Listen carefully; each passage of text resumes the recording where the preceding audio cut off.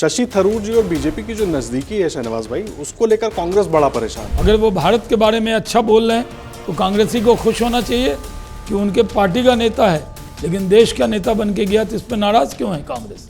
पाकिस्तान अपने आप को न्यूक्लियर स्टेट कहता था, उसकी हेकड़ी निकाल दी। ये पहली दुनिया का पहला न्यूक्लियर स्टेट है जो इतनी बुरी तरीके से पिटा है कि इस्लाम के नाम पर पाकिस्तान कलंक है। लेकिन राहुल गांधी क्या कर रहे हैं, वो वही भाषा बोल रहे हैं जो भाषा पाकिस्तान बोल रहा है। वो कह रहा हमने विमान उड़ा दिए, राहुल गांधी कह रहे हैं कितने। उधर से वो सवाल उठाता है राहुल गांधी, उसके सुर और ताल मिलाते हैं। अब जब विजय शाह मंत्री हैं मध्य प्रदेश में, वो सोफिया कुरैशी को लेकर बयान देते हैं। प्रधानमंत्री जी ने कल ही कहा है कि इस पर ज़्यादा बयानबाजी की ज़रूरत नहीं है, ये सब बीजेपी के नेता हो या कोई भी नेता हो। सीज फायर की जो खबर आई उससे तमाम लोगों को झटका लगा। उनका जो नूर खान एयरबेस है जहाँ पे एटम है वो तक उड़ा दिया हमने, तो पाकिस्तान को जो संदेश देना था दे दिया। और जब वो घुटनों पे आया तो सीज फायर माना। बिहार में अभी से सीट बंटवारे को लेकर एनडीए में अभी से खींचतान दिख रही है। इस बार 200 से ज़्यादा सीट जीतेंगे। इस बार आरजेडी को 23 से भी कम सीट आएगी। विपक्ष के नेता का दर्जा भी तेजस्वी यादव को मिलने वाला नहीं है। तो अगर चुनाव जीतते हैं आप लोग, तो क्या इस बार बिहार को बीजेपी का मुख्यमंत्री मिलेगा? नमस्कार, अमरउजाला.com पर आपका स्वागत है। आपके साथ मैं हूं आदर्श झा। आज हमारे साथ स्टूडियो में खास मेहमान मौजूद हैं। बीजेपी के वरिष्ठ नेता सैयद शहनवाज हुसैन साहब मौजूद हैं। हुसैन साहब, बहुत स्वागत है आपका अमरउजाला.com पर। देखिए, बहुत सारी बातें करेंगे आज इनसे। ऑपरेशन सिंदूर को लेकर बहुत सारी सियासत हुई। बिहार की सियासत किस तरफ बढ़ रही है, क्योंकि देखिए अक्टूबर नवंबर में बिहार में चुनाव होने हैं। और अभी हालिया 2-3 दिन पहले का जो प्रकरण बिहार का है, खास करके आरजेडी को लेकर, उसको लेकर के भी बहुत सारी बातें हो रही हैं। हालांकि शहनवाज साहब ने पहले कहा कि उनका पारिवारिक मामला है, लेकिन इसको लेकर बहुत तरह की बातें हो रही हैं, वो भी समझने की कोशिश करेंगे। इन सब के बीच ऑपरेशन सिंदूर को लेकर विपक्ष की तरफ से जिस तरह के बयान आए, उसको लेकर के भी बात होगी। तमाम चीज़ों को समझने की कोशिश करेंगे। सबसे पहले अमर उजाला स्टूडियो में शहनवाज भाई, बहुत स्वागत है। शुक्रिया। सबसे पहले देखिए, बहुत सारी बातें करनी है, लेकिन क्योंकि अभी एक ताज़ा प्रकरण है बिहार का, तेज प्रताप यादव का एक सोशल मीडिया पोस्ट आ जाता है, फिर वो डिलीट हो जाता है, फिर परिवार की बात सामने आती है। कैसे देख रहे हैं इस पूरे घटनाक्रम को? क्योंकि बहुत सारी बातें बिहार में चल रही हैं। आरजेडी में वर्चस्व की लड़ाई की बात भी चल रही है कि भाई कौन आरजेडी को चलाएगा या किसको मिलनी चाहिए आरजेडी। इस तरह की भी खूब सारी चर्चाएं चल रही हैं। अगर बिहार में लोगों से बात करें, बहुत सारा है उनके मन में सवाल। लेकिन चर्चा बहुत है, ये बात सही है।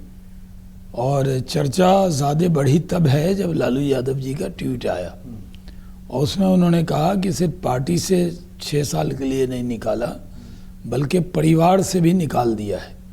तो परिवार का जब मामला आ गया तो ये पूरी तरह से मैं मानता हूँ कि पारिवारिक मामला है। क्या अंतर्कलह है, क्या विवाद है, क्या वर्चस्व है, क्या सत्ता की लड़ाई है या पारिवारिक कोई बातचीत है, इस पर हम लोगों ने तय किया कि बीजेपी इस पर कोई प्रतिक्रिया नहीं देगी। हम ज़रूर मुख्य विपक्षी दल है आरजेडी, उसके नाते उसकी सब एक्टिविटी को हम नज़र रखते हैं। हम नज़र ज़रूर बनाए हुए हैं, लेकिन इसमें इंटरफेरेंस नहीं कर रहे। नहीं, लेकिन खबरें तो सारी रहती है ना बिहार की। देखिए, बिहार की ऐसी कोई खबर होती नहीं जो आप लोगों के पास ना हो। तो क्या आरजेडी में 2 भाइयों में खींचतान चल रही है या किसको ताज पहनाया जाए, इस पर कोई खींचतान चल रही है? तख्त का मामला है, ये ताज का मामला है, ये परिवार का मामला है, या शादी ब्याह का मामला है, केस मुकदमे का मामला है, क्या है ये तो परिवार ही बताएगा। हमारी तरफ से, हमारी पार्टी की तरफ से अभी इस पर कोई प्रतिक्रिया नहीं है। इसलिए हम लोगों ने ये संयम बरता है कि परिवार ही बताए, पार्टी बताए। वो जब बताएंगे तो ज़रूर उस पर कोई प्रतिक्रिया देंगे। ठीक है, ये चलिए, आप कह रहे हैं पारिवारिक मामला है, लेकिन जिस तरीके से अब, क्योंकि आरजेडी बड़ी पार्टी है बिहार की, अब लालू प्रसाद यादव खुद सामने आते हैं, खुद तमाम बातों को रखते हैं। बिहार की सियासत में इसका क्या असर होगा? मैं चुनाव से जोड़ रहा हूँ, क्योंकि बहुत सारे लोग सवाल उठा रहे हैं कि भाई चुनाव को लेकर इस तरह की चीज़ हुई या चुनाव में ज़्यादा दिक्कत ना हो इसलिए उनको पार्टी और परिवार से बाहर निकाल दिया गया। वो अंदरूनी मामला जो भी है, लेकिन चुनाव में बिहार की सियासत के हिसाब से आप इस फैसले को कैसे देखते हैं, असर कैसे देखते हैं? अब वो तो जनता तय करेगी। कुछ भी होता है उसका राजनीतिक असर तो होता ही है। बिहार की जनता बहुत सेंसिटिव है और इस नाते जब चुनाव आएगा तो हम लोग प्रतिक्रिया इस पर ज़रूर चर्चा करेंगे। अभी हम लोगों ने तय किया है कि इस पर ज़्यादा वरिष्ठ नेताओं को नहीं बोलना है। ठीक है, बहुत सारे और मुद्दे चल रहे हैं। मुझे एक बात बताइए, ऑपरेशन सिंदूर को लेकर बड़ी सियासत देखने को मिली। पहले तमाम सारे विपक्षी दलों ने कहा कि हम सरकार के साथ खड़े हैं, काफ़ी हद तक साथ खड़े हुए भी नजर आए, लेकिन सीज फायर के बाद बहुत सारे सवाल उठना शुरू हो गए। उसमें सबसे प्रमुख सवाल जो मैं कोट करूंगा, बार बार राहुल गांधी साहब ने ये पूछा कि भाई हमारे कितने विमान गिरे, ये बताइए। इस तरह के सवाल जब उठते हैं और ख़ास करके जब हमारी सेना शौर्य और पराक्रम का सबूत देती है, इस बार तो वीडियो सबूत भी दिखाए गए, तमाम अलग अलग तरह के सबूत दिखे। पहले जो पश्चिमी मीडिया साथ नहीं दे रहा था, बाद में वही सैटेलाइट तस्वीरें भी लेकर आने लगा। इस तरह के सवाल किस सियासत की ओर बढ़ रहे हैं? देखिए, जब 22 तारीख की घटना पहलगाम में हुई, उसके बाद प्रधानमंत्री जी सऊदी अरब में थे, बिहार लौटे, वहाँ पंचायती राज सम्मेलन में गए। पाकिस्तानियों का मकसद था कि धर्म पूछ कर मारो, कलमा पूछ कर मारो, ताकि देश हिंदू मुसलमान के नाम पे बढ़ जाए। देश बटा नहीं। प्रधानमंत्री जी ने वहीं झंझारपुर से कहा कि ऐसा पाकिस्तान को सबक आतंकियों को सिखाएंगे, उनके आकाओं को, कि उसने कल्पना न की हो। पहली बार है, हमने पहले भी सर्जिकल स्ट्राइक किया, एयर स्ट्राइक किया, लेकिन इस बार पाकिस्तान में घुसकर मारा है। 100, 150, 200 किलोमीटर अंदर जाके मारा है। पाकिस्तान की जो न्यूक्लियर हेकड़ी थी वो तोड़ा है और 100 आतंकी मर गए, 50 जवान उनके ढेर हो गए, 9 आतंकी अड्डे खत्म हो गए, 11 एयरबेस उनके बर्बाद हो गए। पाकिस्तान हक्का बक्का रह गया, घुटनों पे आ गया, पूरी दुनिया से गुहार करता रहा। लेकिन उनके डीजीएमओ ने, हमारे डीजीएमओ को जब फ़ोन किया तो हमने सीज फायर माना, क्योंकि हमारा मकसद था उनकी मिलिट्री पे हमला मकसद नहीं था। हमारा मकसद वहाँ की आवाम पे नहीं था। हमारा मकसद था टेरर इंफ्रास्ट्रक्चर जो है उस पर हमला करें, और हमने करके दिखा दिया। पाकिस्तान अपने आप को न्यूक्लियर स्टेट कहता था, उसकी हेकड़ी निकाल दी।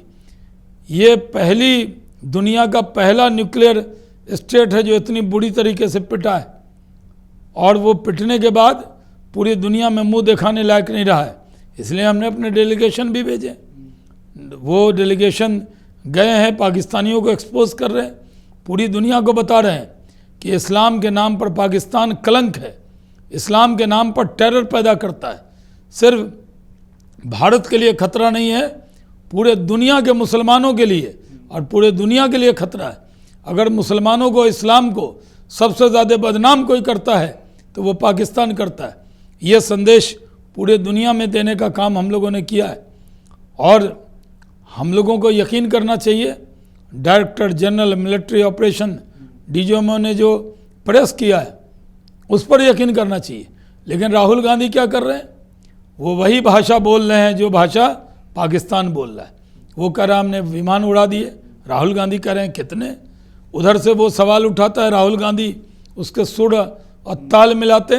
बहुत दुखद है, जब इंडिया और पाकिस्तान का मामला हो तो सेना पे यकीन करना चाहिए, और सेना पर यकीन नहीं करके पाकिस्तान के बयानों पर यकीन करके पूरे देश के लोगों के मनोबल को तोड़ने का काम राहुल गांधी कर रहे हैं, जो दुर्भाग्यपूर्ण है। 19 में भी यही काम किया था। पुलवामा अटैक को सतपाल मलिक के साथ मिलकर इंटरव्यू में उन्होंने कहा कि भारत नहीं कराया था, उसको डोजियर में शामिल किया पाकिस्तान ने, सबूत के तौर पर शामिल किया। अभी भी राहुल गांधी के कितने विमान गिरे, ये भारत में जितनी चर्चा नहीं उस बयान की, उससे ज़्यादा पाकिस्तान में हेडलाइन बनाना हुआ है। तो राहुल गांधी से पूछना चाहता हूँ, आप पाकिस्तान में मकबूल क्यों होना चाहते हैं? वहाँ हेडलाइन क्यों बनाना चाहते हैं? आप अपने बयानों से सेना के मनोबल को क्यों तोड़ना चाहते हैं? सेना के शौर्य पर गर्व नहीं करके पाकिस्तानी प्रोपेगेंडा के ध्वजवाहक क्यों बन रहे हैं? ये देश जानना चाहता है। नहीं, ये क्यों लगता है आपको? मतलब ये क्या क्रेडिट की लड़ाई शुरू हो गई है? बीजेपी ऑपरेशन सिंदूर के बाद बीजेपी अलग अलग जगहों पर तिरंगा यात्रा निकाल रही थी, कई नेता शामिल हुए। क्या ऐसा है कि राहुल गांधी कांग्रेस पार्टी को लगा कि एक बार फिर जैसे पिछली बार स्ट्राइक्स हुई थी उसका फायदा बीजेपी को मिला, जिस भी तरीके से मिला, जनता को जिस तरीके से समझ में आया उसका फायदा? देखिए, हम तो क्या इस बार वो लग रहा था कि वो भी क्रेडिट इस बार का भी चला जाएगा? देखिए, हम तो व्यक्ति से बड़ा दल और दल से बड़ा देश है। जहां देश का सवाल हो वहां दल का सवाल नहीं होता है। अगर आप देश के लिए काम करेंगे, देश के लिए यश प्राप्त करेंगे, अगर देश में की उम्मीदों पे खड़े उतरेंगे तो देश आपके साथ रहता है। और अगर देश के सेना के पराक्रम पे, एयरफोर्स के पराक्रम पर आप शक करेंगे तो 19 में इन्होंने शक किया तो जनता इनके खिलाफ हुई। हमारे पक्ष की बात अलग है, लेकिन जनता देख रही है कि कांग्रेस पार्टी जानबूझकर पाकिस्तानी प्रोपेगेंडा का शिकार होती है, ये देश के हित में नहीं है। तो जो वो गलती कर रहे हैं, गलत कर रहे हैं, उनके सलाहकार गलत हैं। लेकिन वो तो कह रहे हैं ना शहनवाज भाई कि सेना के शौर्य पर सवाल नहीं है, सेना के जज्बे पर सवाल नहीं है, लेकिन अगर लड़ाई हुई है तो कुछ नुकसान हमारा हुआ है, तो वो क्यों नहीं देश को बता रहे हैं? देखिए, जब सेना को जब बताना होगा तो बताएंगे। अभी हमें जो बताना था, सेना से सवाल जवाब करेंगे। सेना की प्रेस हुई है, कोई बीजेपी प्रवक्ता की प्रेस नहीं हुई है। जो मिस्री साहब ने कहा, विदेश सचिव ने, वह सिंह ने कहा, कर्नल सोफिया कुरैशी ने कहा, उस पर भरोसा कीजिए। डायरेक्टर जनरल मिलिट्री ऑपरेशन ने कहा, उस पर यकीन कीजिए। और जो जानकारी हमें देनी है हम देते रहेंगे। लेकिन इस तरह भारत के सेना के शौर्य को कम करना, सेना के पराक्रम पर सवाल उठाना, ये दुर्भाग्यपूर्ण है जो राहुल गांधी कर रहे हैं। ठीक है, लेकिन राहुल गांधी पर तो आप सवाल उठा रहे हैं। दूसरी तरफ अभी आपने सोफिया कुरैशी जी का नाम लिया। अब जब विजय शाह मंत्री हैं मध्य प्रदेश में, वो सोफिया कुरैशी को लेकर बयान देते हैं, फिर और इस तरह का बयान जिसको लेकर किसी को भी, खुद बीजेपी के नेता भी उसको ठीक नहीं मान रहे हैं, लेकिन उसके बाद भी हम लोगों ने कभी विजय शाह के बयान का सपोर्ट नहीं किया। विजय शाह ने जो उनसे बयान उनके जबान से निकला वो दुर्भाग्यपूर्ण था। उसके लिए उन्होंने माफ़ी मांगी, हाथ जोड़कर मांगी। मामला अभी सब जुडिस भी है, अदालत में, सुप्रीम कोर्ट में SIT बनी है और इसलिए इंतज़ार करना चाहिए। हम तो ये मानते हैं कि कर्नल सोफिया कुरैशी भारत की बेटी है, हिंदू हो या मुसलमान, सिख हो ईसाई, वो सबकी बेटी है, क्योंकि वो सेना की वर्दी पहने हुई है। और सेना की वर्दी में जो बयान उसने दिया है, जो तर्जमान के तौर पे उसने देश को संबोधित किया, उस पर पूरे देश को गर्व है। देश को एक सुखद अनुभव का एहसास हुआ जो वेमिका सिंह और कर्नल सोफिया कुरैशी ने देश को जानकारी दी कि दिक्कत कहाँ है शहनवाज भाई? कार्रवाई फिर क्यों नहीं हुई उनके ऊपर? अब ठीक है, मामला सब जुडिस है, वो अपनी जगह पर है, कोर्ट में मामला पहुंचा, कोर्ट में चल रहा है, लेकिन मामला है, एक बार देखिए। लेकिन पार्टी क्या कोर्ट के फैसले का इंतजार करेगी? जनमानस के अंदर क्या चल रहा है उसके हिसाब से पार्टी फैसला करती है। कोर्ट में है और विजय शाह ने एक नहीं अनेक बार माफी मांग ली। हाँ, वो देखा हमने, दूसरे वीडियो में आए, माफी मांगी, फिर हंसते मुस्कुराते नजर आए। बहुत सारी चीजें हैं, इसलिए मैं ये सवाल कर रहा हूँ क्योंकि बहुत सारे लोगों के मन में सवाल है। खुद PM मोदी कई बार कह चुके हैं कि सेना के शौर्य का को लेकर इस तरह की बात नहीं होनी चाहिए, उसके बाद भी कि इस पर ज्यादा बयानबाजी की जरूरत नहीं है। ये सब बीजेपी के नेता हो या कोई भी नेता हो, सबके लिए संदेश है जो प्रधानमंत्री का है। मतलब कार्रवाई होगी भविष्य में, ये आप कह रहे हैं? अब पार्टी तय करेगी, अभी तो सब जुडिस है मामला। ठीक है, मामला सब जुडिस से पार्टी तय करेगी। लेकिन मुझे एक बात बताइए, ऑपरेशन इसी सिंदूर से मैं जोड़कर एक बात और कर रहा हूँ। बहुत सारी बातें हुई सीज फायर को लेकर, मैं अपना अनुभव आपसे साझा करता हूँ क्योंकि मुझे भी लगा, हाँ हम ये नहीं चाहते कि युद्ध हो, युद्ध के अपने अलग मायने होते हैं, लेकिन इस बार जिस तरह की परिस्थिति बन गई थी, हर आम आदमी ये उम्मीद कर रहा था कि भाई भारत को कम से कम अंदर तक तो जाना चाहिए। हमारे सैनिक वहाँ कदम रखते, पाकिस्तान को एहसास कराते कि हम वहाँ तक आ जाएंगे। हमने एयर स्ट्राइक की, उसको मुंहतोड़ जवाब दिया। लेकिन सीज फायर की जो खबर आई उससे तमाम लोगों को झटका लगा। ये क्या बीजेपी को, खास करके सरकार को एक्सपेक्टेड था? उनको लग रहा था कि इस फैसले को इसलिए लिया जाएगा क्योंकि 2-3 दिन तक ऐसी स्थिति बनी रही कि लोग सरकार की तरफ ऐसे ताकते रहे कि भाई क्यों, जब हम मजबूत स्थिति में वॉर का या युद्ध का ऐलान नहीं हुआ। जब वॉर का ऐलान हो तब आपका ये सवाल बनता है। सर्जिकल स्ट्राइक की, जाके सर्जरी कर दी। बालाकोट में एयर स्ट्राइक की, हमने उनको मुंहतोड़ जवाब देके बदला ले लिया।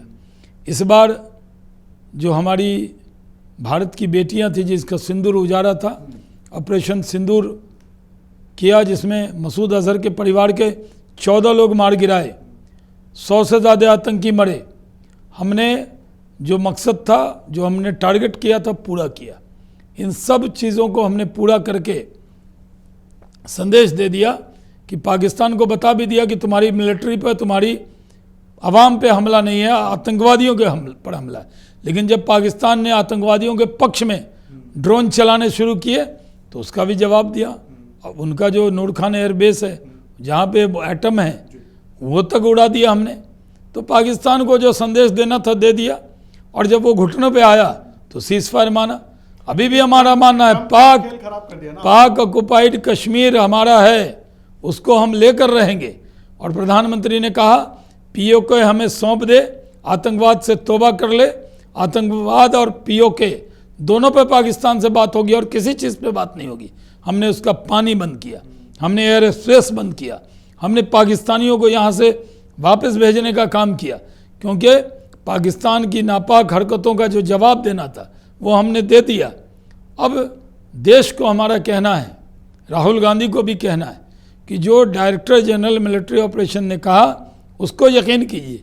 कौन विश्व का नेता क्या कहता है वो उसका अपना बयान है, लेकिन डोनाल्ड ट्रंप के एक बयान पर यहाँ पर नैरेटिव बनाने लगे ना, पूरा विपक्ष मिलकर नैरेटिव बनाने लगा कि भारत झुक गया तीसरे देश के सामने। नहीं, हम किसी के सामने न झुके हैं न झुकेंगे। ये नरेंद्र मोदी ऐसे विदेश नेता मंत्री जी है, का बयान आ जाता है, उसको लेकर राहुल नरेंद्र गांधी मोदी ऐसे नेता है जो सेना के शौर्य पे यकीन करते हैं और हमारी सेना के शौर्य पे पूरे देश को यकीन है।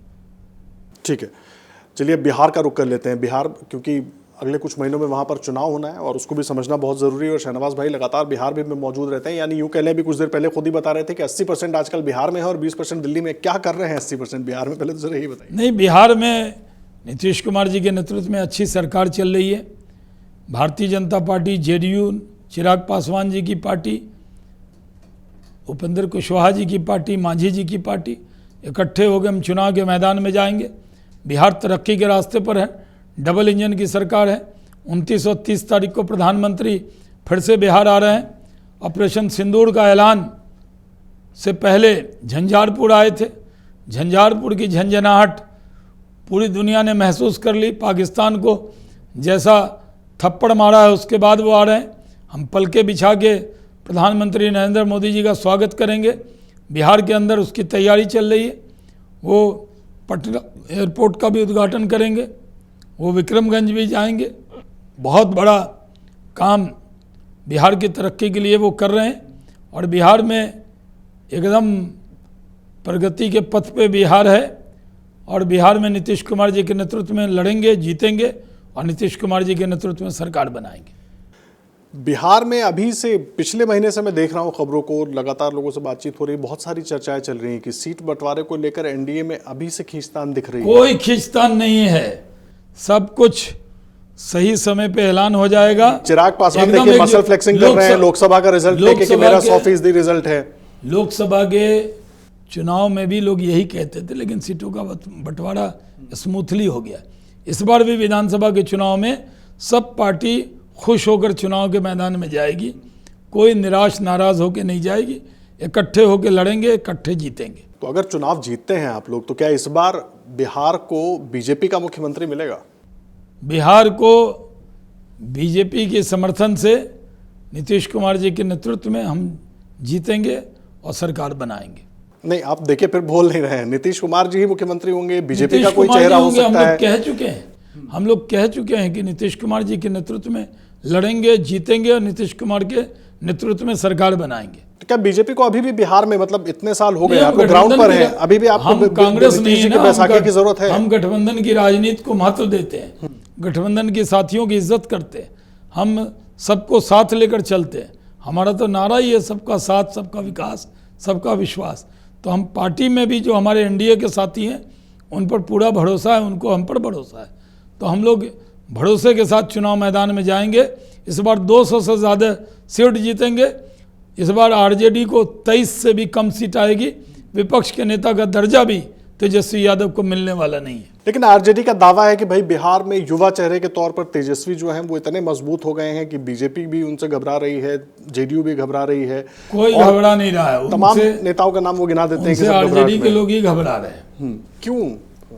तेजस्वी ठीक है, आप पिछले आरोपों इतना पर आप अनुभव सवाल वाला जरूर उठाते मुख्यमंत्री हैं। मिलेगा। 20 साल का अनुभव, दिन रात मेहनत करने वाले, सुबह से शाम तक बिहार के विकास, प्रगति, डेवलपमेंट के लिए काम करने वाले सक्षम मुख्यमंत्री हैं नीतीश कुमार। उनके नेतृत्व में लड़ेंगे, जीतेंगे और सरकार बनाएंगे। लेकिन देखिए, आप भी बिहार से आते हैं, मैं भी बिहार से हूं, और क्योंकि बिहार की हम चर्चा कर रहे हैं, अनुभव ठीक है उनका, बहुत ज़रूरी है, लेकिन सवाल यह है कि बिहार को विशेष राज्य का दर्जा तो अभी तक नहीं दिला पाए। विशेष बिहार तो नरेंद्र पैकेज जरूर, पैकेज पे पैकेज की घोषणा जरूर हुई, लेकिन विशेष राज्य का दर्जा मिलता तो शायद परिस्थिति कुछ और होती। आपके इलाके का मखाना को कितना आगे ले गए। पूरी दुनिया में नाम हो गया बिहार का, मखाना बोर्ड बना रहे, रोड पुल पुलिया, इंडस्ट्री बहुत सारी लग रही है। जब मैं इंडस्ट्री मिनिस्टर था तब जो काम शुरू किया वो तेज़ी से आगे बढ़ रहा है। तो बिहार तो प्रगति के पथ पे है और हम लोग काम करके दिखा रहे हैं। ठीक है, एक आखिरी सवाल, बिहार के लिए अभी क्या सियासी रणनीति बीजेपी की रहने वाली है? मैं इसलिए पूछ रहा हूँ क्योंकि सीट बंटवारा जब होगा, पिछली बार की जो बीजेपी की भूमिका थी, इस बार कुछ बदलाव उसमें होगा, कुछ बड़ी भूमिका में बीजेपी दिखेगी, ऐसा कुछ चल रहा है आप लोगों का अंदर? ठीक है, गठबंधन है तो उसके हिसाब से सब कुछ होगा। नीतीश कुमार जी मुख्यमंत्री हैं, सम्राट चौधरी जी विधानमंडल दल के नेता हैं, उप मुख्यमंत्री हैं, विजय सिन्हा जी साथ में उप मुख्यमंत्री हैं। बेहतरीन सरकार चल रही है और बीजेपी जेडीयू और मांझी जी की पार्टी, पासवान जी की पार्टी और उपेंद्र कुशवाहा जी की पार्टी में सीटों में बंटवारा होगा और स्मूथली होगा और हम जीतेंगे, इसमें पूरा विश्वास है। और जो डेवलपमेंट बिहार में हो रहा है, विकास की धारा जो बह रही है, उसको रुकने नहीं देंगे, तेज़ी से आगे बढ़ाएंगे। ठीक है, एक आखिरी सवाल रह गया था, शशि थरूर जी और बीजेपी की जो नजदीकी है शहनवाज भाई, उसको लेकर कांग्रेस बड़ा परेशान है। मतलब ये वो कैसी कांग्रेस के नजदीकी सांसद हैं, नेता हैं, कांग्रेस उनसे दूरी कर रही है, बीजेपी से कोई नज़दीकी नहीं है। वो देश के डेलीगेशन को लीड कर रहे हैं, दल से बड़ा देश होता है। अगर वो देश के लिए अच्छा बोल रहे हैं तो भारत के नागरिक होने के लिए नाते कांग्रेस को भी खुश होना चाहिए। ये कांग्रेस शशि थरूर से इतनी परेशान क्यों है, ये जवाब कांग्रेसियों से पूछिए। करवा रहे हैं परेशान? नहीं, वो देश को रिप्रेजेंट कर रहे हैं। जब अटल बिहारी वाजपेयी जी विपक्ष के नेता थे तो जब जम्मू कश्मीर के मुद्दे पर यूएन जनरल असेंबली में जाना था तो लीडर ऑफ डेलीगेशन बनकर अटल बिहारी वाजपेयी गए थे और उन्होंने पाकिस्तान को पूरी तरह ध्वस्त कर दिया था। आज शशि थरूर गए हैं यूएस में और कई जगह और भी डेलीगेशन गया है। अगर वो भारत के बारे में अच्छा बोल रहे हैं तो कांग्रेसी को खुश होना चाहिए कि उनके पार्टी का नेता है, लेकिन देश का नेता बन के गया तो इस पर नाराज क्यों है कांग्रेस? इस पर तो खुश होना चाहिए। देखिए, बहुत महत्वपूर्ण बात कर रहे हैं शहनवाज हुसैन साहब। अब तमाम जो सवाल उठ रहे थे उस पर हम इनसे जवाब लेने की कोशिश कर रहे थे। बहुत सारे जवाब शहनवाज भाई ने दिए भी हैं और जाहिर सी बात है आपके मन में जो सवाल होंगे उसके जवाब आपको मिले होंगे। बहुत धन्यवाद शहनवाज भाई आपका हमारे स्टूडियो में आने के लिए और हमसे बातचीत करने के लिए। और आप भी अमर उजाला पर देश और दुनिया की हर बड़ी खबर के लिए बने रहिए। धन्यवाद।